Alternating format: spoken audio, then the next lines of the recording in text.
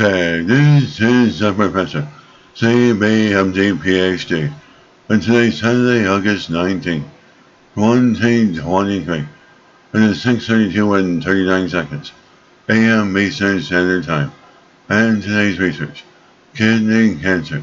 So let's hop to it here. New study brings insight to kidney cancer with gene mutation. Researchers studied over 800 clinical assays of renal cancer with a specific genetic mutation, the largest series of its kind. Date August 14, 2023.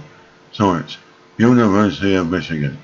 The scientific investigators and microbiologists performed over 800 clinical assays on the MITF family genes, TFE3 and TFEB, and renal tumors with morphological and biomarker alterations considered suspicious for MITF family genetic mutations. The findings showed that patients who had renal tumors with TFEB amplification were significantly older than patients with renal tumors housing TFE3 or TFEB translocation. And furthermore, renal tumors with TFEB amplification known to be associated with poor prognosis were seen to be at least 3 times as common as those with TFEB translocation.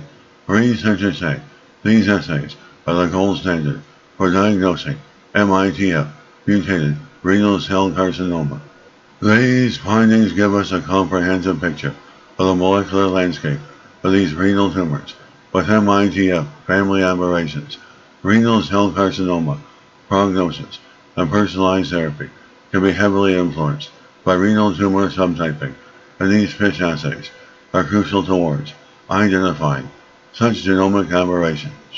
These assays help accurately categorize patients with MITF mutation into 3 genomic categories: TFE3, translocation; TFEB, translocation; and TFEB, amplification. This knowledge adds further understanding to the complexities in kidney cancer disease and can help provide researchers and clinical teams with deeper diagnostic and prognostic clinical insight. And this is the Professor of Microbiology, Bioinformatics, Pathophysiology, and Nature of Research.